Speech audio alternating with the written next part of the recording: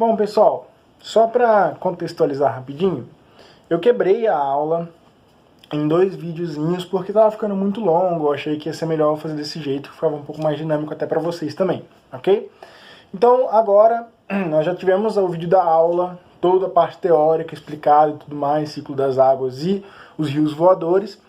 Agora a gente vai ver o seguinte, os exercícios que eu preparei para você. Eu trouxe um total de 4 exercíciozinhos, 3 objetivos, um dissertativo, para a gente resolver junto e trabalhar o tema, beleza? Só explicando porque eles estão em vídeos separados, para também não ficar muito confuso para vocês. Vamos lá então fazer os exercícios agora, que eu já falei na aula aí. A gente vai praticar agora o que a gente acabou de estudar. Show? Vamos lá, pessoal. Pessoal, o primeiro exercício que eu trouxe pra gente fazer aqui hoje é um exercício da Unesp. Ele caiu na Unesp em 2013, no vestibular da Unesp de 2013, beleza? E é justamente sobre a questão dos rios voadores. Vamos lá, então. Rios voadores são cursos de água atmosféricos invisíveis que passam por cima de nossas cabeças, transportando umidade e vapor de água da bacia amazônica para outras regiões do Brasil. Até aí, tranquilinho, aquilo que a gente viu no mapa ali. Os rios voadores transportam umidade e transportam a água que vai ser importante em outras regiões do país, não só do Brasil, mas também da América do Sul inteira. A floresta amazônica funciona como uma bomba d'água. Ela puxa para dentro do continente a umidade evaporada do Oceano Atlântico que, ao seguir terra dentro, cai como chuva sobre a floresta. Ok, pessoal? Então, também nada de novo. Só falando que a floresta amazônica é, como eu falei, a bomba de água do nosso continente. Ela traz para dentro do continente e chove também na floresta, mas chove no Brasil inteiro. Vamos lá. Pela ação da evapotranspiração da floresta, as árvores e o solo devolvem a água da chuva para a atmosfera na forma de vapor de água, que volta a cair novamente como chuva mais adiante, ou seja, é o ciclo da água. A água evapora. Muitas vezes ela evapora direto do curso d'água, muitas vezes ela evapotranspira por meio dos seres vivos, depois ela chove. Bem simplificado, é isso que ele está falando. O projeto Rios Voadores busca entender mais sobre a evapotranspiração da floresta amazônica e a importante contribuição da umidade gerada por ela no regime de chuvas do Brasil. A partir da leitura do texto, e com base nos seus conhecimentos, é correto afirmar que, no Brasil, cada vez mais a floresta é substituída pela agricultura ou pastagem, procedimento que promove o desenvolvimento econômico sem influenciar significativamente o clima da América do Sul. Gente, cada vez mais a floresta é substituída por agricultura ou pastagem. Ponto. Até aí tá certa a questão. Beleza? Cada vez mais no Brasil a gente está arrancando a floresta para botar plantação ou para botar gado. Show? Procedimento que promove o desenvolvimento econômico sem influenciar significativo o clima da América do Sul. Aí já está errado. É um procedimento que gera dinheiro, porque você está plantando soja que vai ser vendida, você está plantando um gado que a carne vai ser vendida, enfim. Gera dinheiro. Então, teoricamente, a gente pode até falar que gera desenvolvimento econômico, mas influencia e muito o clima da América do Sul. Se esse fenômeno, se essa devastação da floresta continuar num ritmo acelerado, a América do Sul inteira pode ter problemas seríssimos com relação a secas, com relação à falta e racionamento de água no futuro. E num futuro não tão distante assim. A gente já está começando a ver indícios de que isso pode acontecer. Beleza? Então a A não. B. Os recursos hídricos são abundantes e os regimes fluviais, ou seja, os regimes dos rios, não serão alterados, apesar das mudanças climáticas que ameaçam modificar o regime das chuvas na América do Sul.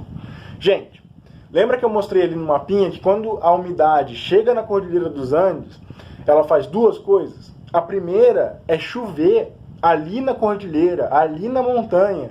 E essa chuva na montanha ajuda a abastecer os rios que mais lá na frente vão formar a bacia do Amazonas. Ou seja, se eu diminuo a quantidade de umidade que vai ser carregada, portanto, diminuo a quantidade de chuva que vai cair ali na cordilheira, na montanha, então, se cai menos chuva, cai menos água, o rio vai ter cada vez menos água também. Então, os rios podem diminuir bastante o volume de água que eles carregam. Então, sim, os regimes fluviais serão alterados por essa mudança, por essas mudanças climáticas que ameaçam modificar o regime de chuva, que seria a devastação da floresta e cada vez menos umidade sendo carregada pelos rios voadores. Ok? Então, os regimes fluviais, ou seja, o regime dos rios, corre o risco sim de serem alterados, ok? Então a B não é. C. O atual desenvolvimento da Amazônia não afeta o sistema hidrológico devido à aplicação de medidas rigorosas contra o desmatamento e danos à biodiversidade na floresta. Bom, a gente adoraria que isso fosse verdade. Na verdade, essa questão aqui ia ser, eu torço para que daqui a uns 20, 30 anos, talvez gostaria que até menos, né? Mas, sendo realista, daqui a uns 15, 20 anos, que as pessoas olhem para essa e falem, nossa, mas é a C, porque, né, são tomadas medidas rigorosas contra o desmatamento. Só que a gente sabe que hoje essas medidas não existem, praticamente. Então hoje o desmatamento da Amazônia ele ainda é uma coisa absurda, que continua crescendo ano após ano. Então a gente não pode falar de medidas rigorosas contra o desmatamento e danos à biodiversidade na floresta, né? Então o atual desenvolvimento na Amazônia é de muita devastação, é de muito desmatamento. E por isso ele afeta sim o sistema hidrológico e pode afetar ainda mais no futuro. Show? Então a C não é. A D. Os mecanismos climatológicos devem ser considerados na avaliação dos riscos decorrentes da ação como o desmatamento, as queimadas, de ações como desmatamento, as queimadas, a abertura de novas fronteiras agrícolas e a liberação de gases no efeito estufa. Sim, os mecanismos climatológicos, como por exemplo os rios voadores, que é um mecanismo climatológico, devem ser levados em consideração. Ou seja, se eu desmatar ou se eu fizer queimadas na floresta, se eu abrir novas fronteiras agrícolas, ou seja, decidir que aqui essa área que antes era floresta vai ser uma área de fronteira agrícola, vai ser uma área de plantação, vai ser uma área do agronegócio, o que pode acontecer? Quais são os impactos climatológicos que essa minha ação pode ter? Se eu tirar a floresta daqui, o que isso pode acontecer? Vai afetar o regime dos rios? Vai afetar o regime de chuvas aqui em outros lugares? Vai afetar a temperatura média do local? O que isso pode acontecer? O que isso pode afetar? Então isso tudo tem que ser levado em consideração. Deveria, pelo menos, ser levado em consideração quando se vai desmatar, quando se vai abrir novas fronteiras agrícolas e tudo mais, ok? A gente sabe que hoje em dia isso não é tão levado em consideração quando se vai abrir novas fronteiras agrícolas, quando se vai plantar em tal lugar, quando se vai desmatar algum lugar, mas deveria. Show? Então a D é plausível, vamos deixar ela aí, ela é muito boa. E a circulação atmosférica é dominada por massas de ar carregadas de umidade que, encontrando a barreira natural formada pelos Andes, precipitam-se na costa leste, alimentando as bacias hidrográficas do país. Mano, essa é cabulosa. Porque você vai ficar em dúvida quando você lê essa. Porque lá na hora da prova, você vai ler e vai falar, cara, mas tá fazendo muito sentido, as duas fazem muito sentido. E aí é uma daquelas que você pode ser que acabe chutando, porque você acha que tem duas que fazem muito sentido. Mas eu peço você, pelo amor de Deus, calma, lê. A circulação atmosférica é dominada por massas de ar carregados de umidade. Beleza? É isso que define os rios voadores, massas de ar carregados pela umidade, que, encontrando a barreira natural dos Andes, precipitam-se na costa leste. Eles encontram a barreira natural dos Andes e precipitam-se na costa oeste do nosso continente. Norte, sul, oeste, leste, né? A oeste nós temos os Andes, a leste nós temos o Oceano Atlântico, onde está a costa do Brasil. Os Andes estão do outro lado. A costa brasileira está a leste, a costa onde ficam os Andes está a oeste, então elas precipitam-se na costa oeste, beleza? Alimentando sim as bacias hidrográficas do nosso país, mas na costa oeste. É uma palavra, cara, é pegadinha, para você acabar ficando confuso ali na hora. Calma, você viu uma questão que deixou assim confuso, parece que tem duas certas? Calma, lê de novo, lê as duas que você acha que estão fazendo sentido, para ver se tem alguma coisa que fugiu. Beleza? Nesse caso, ele errou, ele trocou os pontos cardeais. Show, pessoal? Então, nós temos aí que a certa é a letra D de dado. Vamos lá para o exercício 2. Show, pessoal? Vamos lá.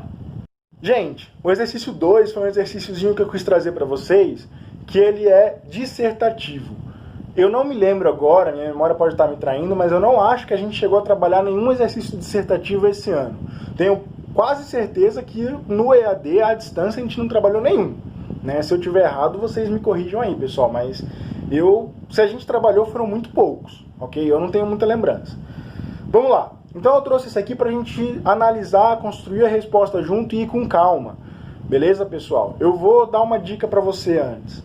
Você pode, depois que a gente lê o exercício junto, ou agora mesmo, enquanto eu tô aqui falando besteira antes de começar o exercício, pausar o vídeo, ler e tentar resolver. E aí depois você vai vendo a minha resolução e você vai vendo o que encaixou, o que não encaixou, beleza? Então se você quiser pode pausar agora, resolve com calma aí. Eu dou sempre, quando eu tô em sala de aula, eu dou sempre 5 minutos pra gente resolver o exercício, e aí depois a gente volta com a correção. Então se você quiser marcar 5 minutinhos aí pra tentar resolver e tudo mais, ou vamos junto aí que a gente vai resolver junto, ok? Então vamos lá. O 2 fala assim: os rios voadores possuem ação direta nas condições de clima na vida humana e nos recursos hídricos. Bom, eles regulam o regime de chuvas no centro-sul da América do Sul inteira. Então, ação direta nas condições de clima. Na vida humana, sem água, a vida humana fica muito dificultada, né, pessoal? Ainda mais, como a gente está falando aqui, as regiões rurais dessas áreas, do centro-oeste, do sul, do sudeste brasileiro, elas são muito ricas na agricultura, e são ricas na agricultura porque tem um regime de chuvas bem regulado. Então isso mudaria muito a vida humana. E os recursos hídricos, obviamente, se chove menos, tem menos recurso hídrico, menos água. Beleza? Dada a sua alta relevância por abordar os deslocamentos de massas úmidas na região amazônica para a região centro-sul do país. Não só do país, mas do continente inteiro, vamos sempre lembrar. A respeito desse tema, explique qual é a possível relação entre o desmatamento da Amazônia e a crise hídrica no sudeste do Brasil. Pronto, agora a aula vai ficar repetitiva, o professor Diego falando, que gosta de falar o bicho, mano, nunca vi. Calma, vai ficar um pouco repetitiva mesmo, mas é pra entrar na cabeça, porque se cair isso na prova, eu quero que você acerte, beleza? Então é meio chato, mas vamos lá. Meio chato me ouvir, né? Não vai falar que geografia é chato, que eu vou aí, eu saio do seu umbigo e vou te convencer que geografia é legal, porque geografia é legal pra caramba, mano. Né? Eu não tô vendo a sua cara aí, mas eu sei que você sabe que geografia é legal. Ainda mais comigo, pô. Eu, hein? Sou legal pra caramba. Vamos lá. Às vezes eu sou um pouco chato, porque eu sou repetitivo mesmo. Mas, gente, qual que é a relação? Quanto mais floresta tem, quanto mais biodiversidade tem na região amazônica, mais evapotranspiração tem. Grande ciclo das águas, tá lá em cima da nossa aula. Lá em cima não, lá no começo da nossa aula. Tá lá no começo da nossa aula, pessoal. Grande ciclo das águas. Quanto mais seres vivos, quanto mais biodiversidade tem a floresta, mais evapotranspiração, mais umidade eu vou ter no ar. Beleza? Quanto mais umidade eu tiver no ar da Amazônia, mais os rios voadores vão ser abastecidos para chegar aqui no centro-sul do país. Show? Então é isso. Se eu desmato a floresta, eu estou tirando essa biodiversidade, eu estou tirando uma boa parte da evapotranspiração que ia ter de lá. Então eu estou tirando o abastecimento desses rios voadores. Então quanto menos floresta eu tiver, quanto mais eu desmatar a floresta na Amazônia, mais eu vou ter problemas aqui, porque aqui no centro-sul do país, porque menos abastecidos os rios voadores vão chegar, ok? Quanto menos abastecidos os rios voadores chegam, menos chove nessa região, menos a gente vai ter aí abundância de água. Então mais problemas relacionados à água a gente vai ter, mais a questão da crise hídrica a gente vai viver aqui no país. Viu? É só isso. Não foi chato, não foi repetitivo, é nóis, beleza? Tem uma respostinha modelo aí, para não ficar tudo só na minha boca também, que é o seguinte: com a redução da cobertura vegetal na região amazônica, é reduzida a evapotranspiração da floresta, e portanto o fluxo de água que seria carregado pelos rios voadores para o centro-sul do país. Por isso, a umidade na região sudeste diminui e, consequentemente, a quantidade de chuvas também, causando assim o que a gente chama de crise hídrica. É só isso. Então, se você parou lá e resolveu e tudo mais, sua resposta muito provavelmente está um pouco diferente, né, do que eu coloquei, porque a gente escreveu junto. Mas o que ela tem que ter? Os tópicos que ela tem que abordar. Ela tem que abordar o tópico de que quanto menos cobertura vegetal, menos evapotranspiração eu vou ter. Ela tem que falar sobre isso. Ela tem que falar que o fluxo de água carregado pelos rios voadores também é afetado pela quantidade de cobertura vegetal. Ou seja, quanto menos cobertura vegetal tiver, menos umidade vai ser carregada pelos rios voadores. E ela tem que abordar que os rios voadores trazem a umidade para a região sudeste do país, por exemplo, né, para o centro-sul do país inteiro. Então, essa umidade reduzida vai causar a crise hídrica, a falta de água aqui no centro-sul do país. É só isso que a sua resposta tem que falar. Não tem problema ela estar mais diferente, mais longa, mais curta do que eu coloquei aqui, contanto que ela aborde esses pontos. Ok, pessoal? Então vamos lá para o último exercício de hoje. Show? Pessoal, falei o último, eu errei, beleza? É o penúltimo. Mas a gente erra, né? Eu esqueci que eu tinha colocado o quarto exercício e eu achei que só tinha 3. Mas vamos lá. O terceiro exercício, que é, portanto, penúltimo de hoje, é da UFRGS, a Unidade Federal do Rio Grande do Sul, ok? E ele fala assim: assinale a alternativa que preenche corretamente as lacunas do enunciado a seguir, na ordem que apareça. Então, vamos dar uma olhada nas alternativas antes? A gente sabe que a primeira palavra ou vai ser aumentando ou diminuindo. A segunda vai ser aumentam ou diminuem e a terceira também diminui ou aumenta. Então, é sempre isso. Ou alguma coisa está aumentando ou está diminuindo. Vamos ver com calma. A frase que ele traz é a seguinte: a urbanização promove alterações no ciclo hidrológico por reduzir a infiltração no solo. Só você não falou disso, de urbanização. Meu Deus do céu, você esqueceu, você pulou. Calma. Por isso que eu trouxe esse exercício. Eu quis falar do ciclo das águas de maneira mais geral na aula. E agora no exercício a gente vai falar sobre a questão mais específica. Por exemplo, no caso da urbanização. Quando você tem a chuva, as precipitações, essa água ela vai infiltrar no solo também. Ela não só vai molhar o solo, ela vai infiltrar na terra, formando aquilo que a gente chama de lençol freático. Então você tem o solo, chove no solo e embaixo a gente cria o lençol freático, que é um depósito de água no subsolo, uma água subterrânea, beleza? Quando a gente cava um poço, por exemplo, a gente está indo atrás do lençol freático, da água subterrânea que tem no lugar. Só que quando eu urbanizo a minha área, uma área, eu coloco ali naquela região um monte de concreto, um monte de asfalto, coisas onde a água não penetra. Então a água não consegue entrar no asfalto, ela não consegue penetrar o concreto. Então acaba que eu não tenho a formação dos lençóis freáticos, ok? Bom, então tá bom. A água deixa de infiltrar, permanece na superfície. E aí o escoamento superficial, ou seja, a água que vai bater e vai escoar pela superfície, diminui, ou seja, diminuindo o escoamento superficial, ok? As vazões máximas, o que é uma vazão máxima? É o quanto que a água vai passar do solo, né? Então, eu tenho aqui o solo, se a água entra no solo, ela não vai subir tanto. Agora, se eu tenho uma água que não entra no solo, se ela fica acumulada aqui, ela vai subir, porque ela não tem para onde ir. Então, ela acaba enchendo.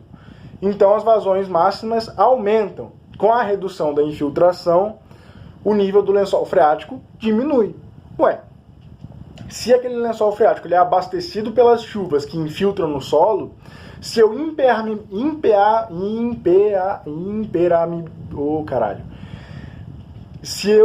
se o solo não fica mais permeável, ou seja, se eu impermeabilizo, gente, complicado, muito difícil raciocínio. Eu tenho certeza que vocês me entendem. Se eu impermeabilizo o solo, ou seja, se eu impeço que a água entre nesse solo, eu acabo diminuindo o volume do lençol freático. Por quê? Porque eu simplesmente não tenho mais água penetrando nesse solo para abastecer esse lençol freático. Então, ele não é mais mantido, ele acaba diminuindo. Show? Então, diminuindo o escoamento superficial, as vazões máximas aumentam e, com a redução da infiltração, diminui o lençol freático, a alternativa que nós temos é a D de dado. Valeu, pessoal? Então vamos agora sim, juro pra vocês, que é o último exercício, o exercício 4 que eu trouxe, beleza? Vamos lá então fechar a aula de hoje. Gente, a 4 é uma questãozinha da Federal do Paraná, o FPR, um pouquinho mudada, adaptada aí, beleza? Então é uma questãozinha de VOF. Vamos lá. Em relação ao ciclo hidrológico, ou seja, o ciclo da água, nas grandes cidades, julga as afirmativas com V de verdadeiro ou F de falso. 1. A devolução de água para a atmosfera através da transpiração é reduzida. Verdadeiro. Por quê? Nas grandes cidades, posso até ter ruas arborizadas, mas eu não vou ter a floresta mais. Eu vou ter uma cidade no lugar da floresta. Então, se eu vou ter uma cidade no lugar da floresta, eu vou ter a transpiração, a evapotranspiração diminuída. Né? Essa transpiração que seria dos seres vivos que habitam a floresta, tanto os vegetais quanto os animais, ela vai ser reduzida, que no lugar da floresta eu vou ter a cidade. Beleza? Então, a primeira é verdadeira. Vamos já olhar para as alternativas ali, gente, e ver que a primeira verdadeira só pode ser a B, a D ou a E. Show, pessoal? Então, a gente já pode tirar a A ou a C. Vamos para 2 aí. 2. O abastecimento do lençol freático é favorecido pela facilidade de infiltração de água no solo. O abastecimento do lençol freático, como a gente falou na questão anterior, ele é desfavorecido por um solo impermeável, por um solo constituído na maior parte por concreto e asfalto, que não deixa a água infiltrar, que não deixa a água entrar e abastecer o lençol freático. Então o lençol freático ele vai acabar diminuindo, ele vai ser desfavorecido. Então a 2 é falsa, beleza, pessoal? O que já tira a E do páreo. Então entre B e D, perdão, a A também não pode ser. Perdão, pessoal. Vamos lá, 3. O volume de água que escoa superficialmente aumenta em função das construções urbanas. Gente, essa 3 é verdade. O volume de água que escoa superficialmente, ou seja, na superfície, sem penetrar, sem infiltrar, é maior. Justamente porque o solo é impermeável, justamente porque o concreto e o asfalto não deixam essa água infiltrar, que em vez de infiltrar, ela vai escoar pela superfície. Quando ela escoa pela superfície, obviamente, o escoamento superficial aumenta, por causa das construções urbanas. Beleza, pessoal? Faz sentido? Se não fizer, depois, se tiverem dúvida, vamos lá, plantão, manda mensagem, que eu tô aí pra isso, viu? Então a 3 é verdadeira. Vamos para 4. A existência de grande quantidade de poços de bombeamento de água não exerce influência sobre a vazão dos rios. Gente, isso é falso. Por quê? Muitas vezes, se eu estou bombeando a água por meio de poços, a água que era do lençol freático, essa água que estava no lençol freático, eventualmente ela poderia escoar para uma nascente e formar um rio. Mas se eu estou retirando essa água no meio do caminho, em um poço, ela vai acabar exercendo influência na vazão do rio, vai ter menos água no rio, ok? Porque a nascente vai estar sendo antes da água chegar à nascente, ela vai estar sendo retirada por meio do poço, beleza? Então acaba exercendo sim influência sobre a vazão do rio. Então a 4 é falsa. A 5. O assoreamento de canais fluviais contribui para o agravamento de enchentes. Professor, o que é um assoreamento? Canal fluvial é um rio. Você já tinha falado dos regimes fluviais, então imagino que seja um rio. Mas o que é o assoreamento? Vamos lá, pessoal. Um rio, ele tem a profundidade dele normal, que comporta aquela quantidade de água. Beleza? Então eu tenho ali o rio com a profundidade, por exemplo, de 2 metros. Ao redor do rio eu tenho aquilo que a gente chama de mata ciliar, que é a mata, que é a vegetação que fica ao redor dos rios. Pode perceber, quando a gente tem um rio, principalmente num lugar natural, né? Não vai pegar o rio Tietê para comparar.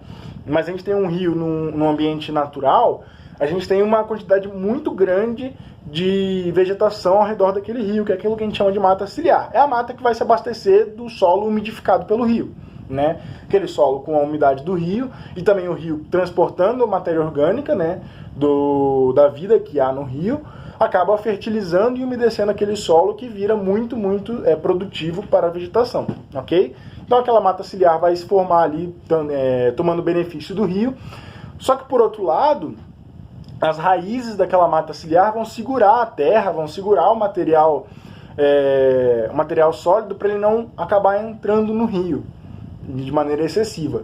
Qual o problema do material sólido entrar no rio de maneira excessiva? O problema é que eu vou diminuir a profundidade do rio. Porque cada vez mais, quanto mais coisa eu jogo no rio, cada vez mais alto o chão do rio é. Ou seja, a profundidade do rio diminui, ele fica mais alto. Isso é o que a gente chama de assoreamento, é diminuir a profundidade do rio. Quais são os problemas do assoreamento? Primeiro, você diminui o espaço físico no rio. Então, se nós tínhamos ali vários peixes, um ecossistema rolando ali naquele rio, você já não vai mais ter profundidade para isso, porque você não vai ter espaço físico. E outro problema, em regiões urbanizadas, um rio menos profundo, ele vai comportar menos água quando chove. Vai caber menos chuva dentro dele. Se cabe menos chuva dentro dele, porque ele está menos profundo, ou seja, tem menos espaço físico dentro dele, essa água vai vazar para as regiões marginais do rio com muito mais facilidade, causando enchentes. Então, se você tira aquela mata ciliar, você deixa o material sólido entrar no rio, diminui a profundidade, isso é o que a gente chama de assoreamento, que afeta a biodiversidade do rio e em regiões urbanizadas causa mais enchente. Então, só explicando rapidinho o que é o assoreamento de canais fluviais. Canal fluvial é um rio. Então, sim, se eu tenho o assoreamento de um canal fluvial, quando chover ele não vai comportar muita água, porque ele está menor, está menos profundo, tem menos espaço. Então essa água que vai cair da chuva vai acabar ocupando a região marginal, vai acabar ocupando a região ao redor do rio, ok? Então vai acabar causando o que a gente chama de enchente. Então a 5 é verdadeira. E vamos lá para 6 então, que vai, pelo jeito aí, ser a prova dos 9, que vai tirar pra gente a dúvida, que está ainda entre B e D. A concentração de poluentes e altas temperaturas favorecem a formação de núcleos de condensação, o que pode provocar um aumento das precipitações. Gente, se eu tenho altas temperaturas, se eu tenho ali altas temperaturas no local, isso sozinho já iria aumentar a formação dos chamados núcleos de condensação, ou seja, os locais onde se condensa. Então, isso ia causar um aumento na precipitação, porque tem mais água condensando e isso ia acabar aumentando a questão da precipitação. A concentração dos poluentes só vai piorar isso, ok? Então, nós temos aí a alternativa D de dado. Verdadeiro, falso, verdadeiro, falso, verdadeiro, verdadeiro. Show? Pessoal, essa foi a aulinha de hoje. Trouxe para vocês, eu trouxe bastante exercício para a gente poder também já pegar um ritmo de estudo com exercícios, um ritmo de estudo mais próximo daquilo que a gente vai querer ter quando for chegando mais a hora da prova, mas um assunto mais tranquilo, uma aula, a parte teórica mais leve assim também, para a gente ir voltando aos poucos, beleza? Semana que vem a gente volta com a questão das bacias hidrográficas, e a gente vai falar o que é uma bacia hidrográfica, as bacias hidrográficas do nosso país e tudo mais. Show, pessoal? Espero que estejam todos bem, espero que estejam todos com energia para a gente continuar os estudos aí. Como sempre, a gente está aqui por vocês, beleza? A equipe toda do Cursinho Princípio está aqui por vocês. Bons estudos, bom retorno, um forte abraço, se cuidem e até semana que vem. Tchau, tchau!